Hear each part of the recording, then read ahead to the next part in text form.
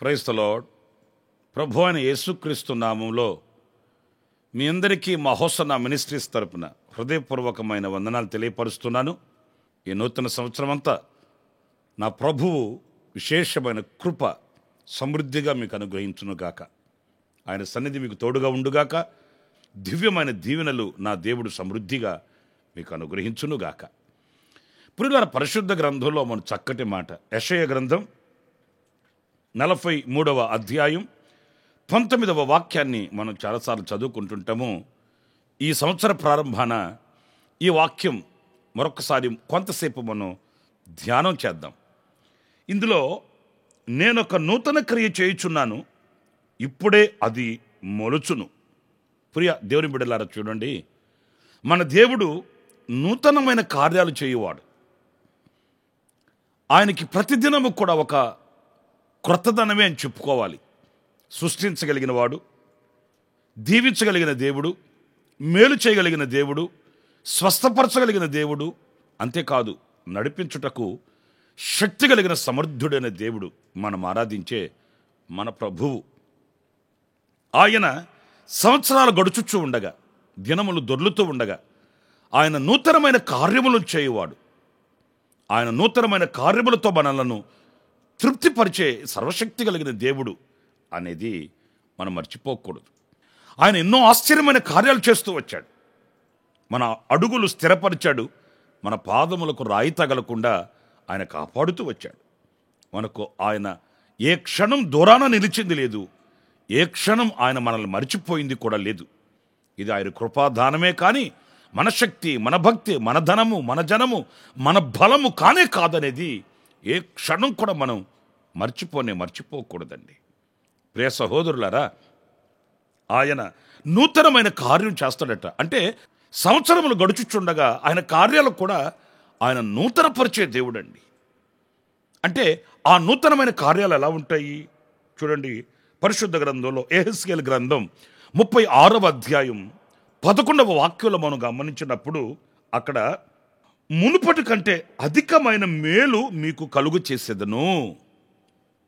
పిల్లలు చూడండి, ఇక్కడ మునుపటి కంటే ఒక క్రొత్త కార్యం ఏంటంటే మునుపటి కంటే ఇంకా అధికమైన మేలు.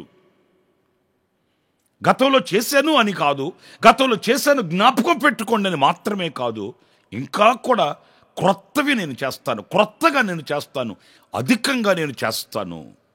ప్రియ దేవుని బిడ్డలారా, గమనించండి, మరి ఈరోజు ఎంత సంతోషంగా మనం ఆయనను ఆరాధించాలి, మహిమపరచాలి అని అంటే మునుపటి వాటిని జ్ఞాపకం చేసుకోవడం మాత్రమే కాదు, ఇంకా ముందు కూడా ఎన్నో గొప్ప కార్యాలు ఆయన చేయబోతున్నాడు. అవును, ఎందుకు గొప్ప కార్యాలు ఇంకా అధికంగా చేస్తాడంటే మన ఎడల ఆయనకున్న తలంపులు, మన ఎడల ఆయనకున్న ఉద్దేశాలు అంత అధికంగా ఉన్నాయండి. మన మనసు చిన్నది, మన ఆలోచనలు తక్కువగా ఆలోచిస్తాం. ఒక చిన్న ఇల్లు ఇస్తే బాగుంటుంది, ఒక చిన్న బైక్ కొనిపెడితే బాగుంటుంది, ఒక చిన్న ఉద్యోగం ఇస్తే బాగుంటుంది, ఇలా కోరుకుంటాము. కానీ దేవుని సంకల్పం అలా కాదు, దేవుని ఉద్దేశం అలా కాదు. మన ఎడల ఆయనకి ఎన్ని తలంపులు ఉన్నాయో, ఎన్ని ఉద్దేశాలు ఉన్నాయో అవన్నీ కూడా తగు కాలమందు ఆయన నెరవేర్చు దేవుడండి. ఆయన వాటిని సంపూర్తి చేయు దేవుడండి. ఏనాడు కూడా మనల్ని త్రోసివేసేవాడు కాదు. మన ఎడల ఆయన చిన్న చూపు కలిగిన వాడు కాదు. ఆయన తక్కువ ఉద్దేశాలు కలిగిన వాడు కానే కాదండి.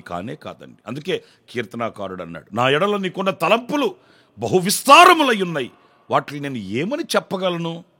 నిజమే, రాబోయే దినాలలో ఆయన మనకు ఎన్ని కార్యాలు చేయబోతున్నాడో, ఎన్ని గొప్ప కార్యాలు చేయబోతున్నాడో, ఎన్ని ఉపకారాలతో మనల్ని తృప్తిపరచబోతున్నాడో, ఎన్ని అధికమైన మేలులు ఆయన మనకు చేయబోతున్నాడో. మునుపటి కంటే అధికమైన మేలు. యోబును గురించి మనం చదువుతుంటామండి. అతడు ముందు ఆస్తిపరుడే, ఐశ్వర్యవంతుడే, ఆశీర్వదించబడిన వాడే. కానీ దేవుడు అంతటితో అతన్ని విడిచిపెట్టలేదు. కానీ ఇంకా అధికమైన మేలులతో మీరు 42వ అధ్యాయం 10వ వాక్యంలో చదువుతారు. యోబు గ్రంథంలో మునుపటి కంటే అధికమైనటువంటి దీవెనలు మేలులతో ఆయనను నింపాడట. చూసిన వాళ్ళు నివ్వెర్రపోయేటట్టు, నోటి మీద వేలేసుకునేటట్లు ప్రభు ఆయనను ఆశీర్వదించిన ఆశీర్వాదాలు మనం కూడా విశ్వాసపు నేత్రాలతో చూడవచ్చండి. మరి ఈ నూతన సంవత్సరంలో అడుగుపెట్టిన నా ప్రియమైన సహోదరి సహోదరుడా, నీ ఎడల మన ఎడల ఆయన గొప్ప కార్యాలు చేయబోతున్నాడు.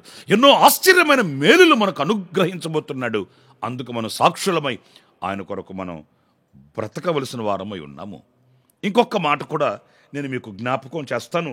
అది సమూయేలు రాసిన మొదటి గ్రంథం 2వ అధ్యాయం 10వ వాక్యాన్ని నేను చదువుతున్నానండి.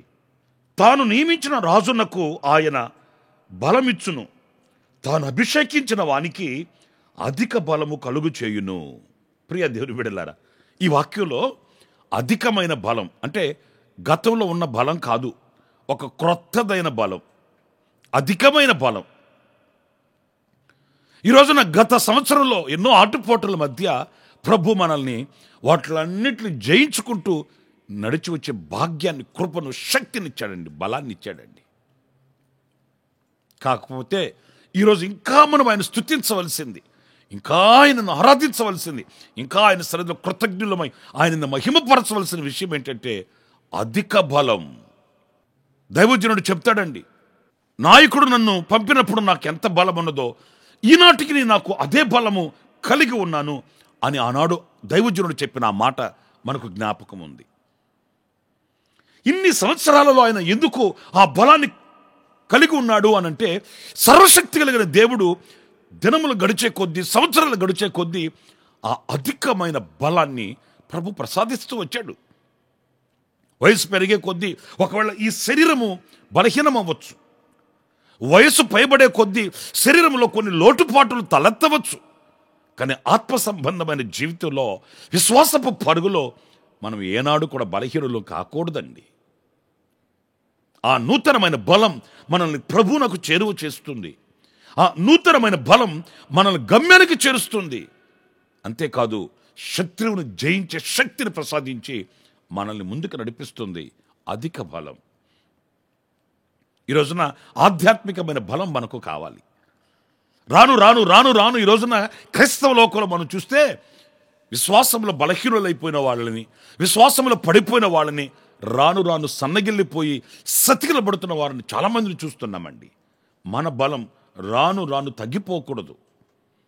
ఆసక్తి విషయంలోను, పరిశుద్ధత విషయంలోను, సమర్పణ విషయంలోను, దైవ కార్యముల విషయంలోను, సత్క్రియలు చేయటం యందు ఆసక్తి కలిగి ఉండటంలోను ఏ విషయంలో మనం బలహీన పడిపోకూడదండి. కొంతమంది ప్రారంభంలో చాలా బలంగా ఉంటారు, చాలా విశ్వాసంగా ఉంటారు, చాలా ఆసక్తిగా ఉంటారు, ఆత్మ పూర్ణులై ఉంటారండి. కానీ అదే పరిస్థితి ఒక 5-6 సంవత్సరాలు గడిచిన తర్వాత చూస్తే ఆ ఆసక్తి, ఆ బలం వారిలో కనిపించదు. అవిశ్వాసపు మాటలు మాట్లాడుతుంటారు, అవిశ్వాసపు దృష్టి చూస్తుంటారు, అవిశ్వాసులతో జోడి కలిసి వాళ్ళు సాగుతుంటారండి. అలా కాదు, కానీ పక్షరాజు యవనము వలె మనము నూతనమైన బలమును పొందుకోవాలి. ఆ బలాన్నే ప్రభు మనకిస్తానని చెప్తున్నాడు, ఒక నూతనమైన బలాన్ని. ఇంకొక మాట పరిశుద్ధ గ్రంథంలో నేను మీకు జ్ఞాపకం చేస్తాను. యోబు గ్రంథం 11వ అధ్యాయం 17వ వాక్యంలో మనం గమనించినప్పుడు, అప్పుడు నీ బ్రతుకు మధ్యాహ్న కాల తేజస్సు కంటే అధికముగా ప్రకాశించును. అధికమైన ప్రకాశం. ప్రియ సహోదరులారా, ఏదో ప్రకాశిస్తున్నాను అని కాదు, ఏదో సాక్షిగా ఉంటున్నాను అని కాదు, కానీ అధికమైన ప్రకాశం. అన్ని జనులకు నేను వెలుగుగా నియమించి ఉన్నాను అని వాక్యం మనకు సెలవిస్తుందండి. నీ వెలుగునకు అనేకులు కూడి వస్తారు అని సత్యవాక్యం సెలవిస్తుందండి. మనం అనేకులకు ఒక వెలుగుగా, ఒక తేజస్సు కలిగిన వ్యక్తులుగా మనం ఉండాలి. అది గత దినముల కంటే ఈ సంవత్సరం అధికంగా ప్రభు అనుగ్రహిస్తాడట. ఒక నూతన క్రియ చేయుచున్నాను అంటే అర్థం ఏంటి? ఏదో ఆస్తులిస్తాను, అంతస్తులిస్తాను, మిద్ది మేడలు ఇస్తానని కాదు, కానీ ఆ అధికమైన ప్రకాశం, ఆధ్యాత్మికంగా మనం వర్ధిల్లుతూ ప్రకాశిస్తున్న అనుభవాలు, ఆధ్యాత్మికంగా మనం అనేకులకు ఆశీర్వాదకరంగా ఉన్న ఆ ప్రకాశమానమైన జీవితం తప్పనిసరిగా మనం కలిగి ఉండాలి. ప్రభు మనకు అనుగ్రహిస్తాడు. ఆయన కొరకు ప్రకాశించే దీపాలుగా, జ్యోతిలాగా అనేకులకు మనం మార్గదర్శకంగా ఉండడం. చూడండి, కాంతి లేకపోతే, వెలుగు లేకపోతే అడుగు తీసి ముందుకు మనం వెళ్ళలేం. అలాగే ఉండాలి. మన కుటుంబానికి మనం ఒక వెలుగై ఉండాలి. మనం నివసించే ప్రాంతాన ఒక వెలుగై ఉండాలి. మన రాష్ట్రానికి, మన దేశానికి, ప్రపంచానికి మనమే వెలుగై ఉండాలండి. యేసుక్రీస్తు చెప్పాడు, నేను లోకానికి వెలుగై ఉన్నాను, మీరు కూడా వెలుగై ఉన్నారు అని ప్రభు చెప్పాడు. కనుక ఆ ప్రకాశమానమైన జీవితం ప్రభు ఇంకా మనకు అనుగ్రహిస్తానని ఆయన సెలవిస్తున్నాడు. ఆఖరిగా ఇంకొక మాట నేను మీకు జ్ఞాపకం చేయాలి. 103వ కీర్తన 11వ చరణంలో చదివితే, భూమి కంటే ఆకాశం ఎంత ఉన్నతముగా ఉన్నదో ఆయన యందు భయభక్తులు గల వారి ఎడల ఆయన కృప అంత అధికముగా ఉన్నది. కృపని అధికంగా మనకు అనుగ్రహిస్తాడట. కృప కృప కృప కృప.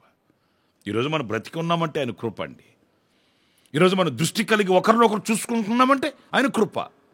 ఈరోజు సజీవుల దేశంలో సజీవులుగా చేరి సజీవుడైన ప్రభుని ఆరాధించగలుగుతున్నామంటే అది కేవలం దేవుని కృప. అంతకు మించినది మరొకటి లేనే లేదండి.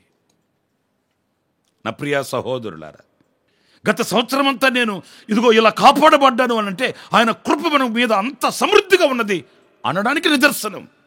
నా ప్రియ సహోదరులారా, ఈ సంవత్సరంలో కూడా గతించిన సంవత్సరం కంటే అధికమైన కృప ఆయన మనకు అనుగ్రహిస్తానని సెలవిస్తున్నాడు. ఆయన కృపచేత నింపబడదాం. ఆయన కృపను పొందుకున్నాము. ఆయన కృపచేత మనం బలవంతులం అవుదాము. కృపలో విజయ గీతం పాడుతూ ముందుకు సాగి వెళదాం. అలాంటి కృప దేవుడు మనందరికీ సమృద్ధిగా అనుగ్రహించునుగాక. ఆమేన్. తలలు వంచండి. చిన్న ప్రార్థన.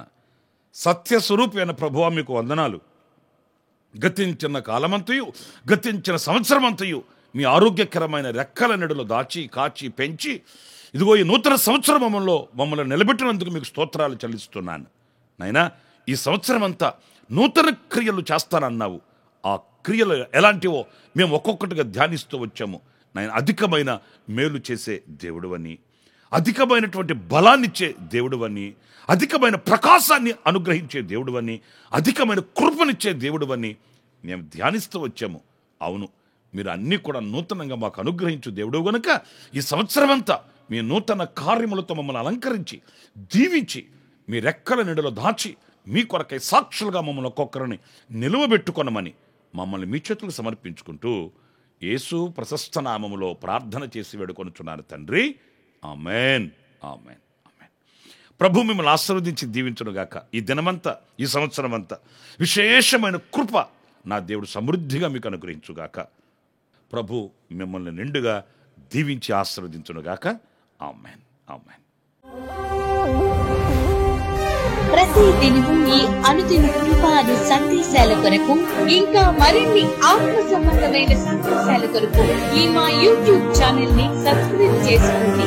Pastor Ramesh, open ministries.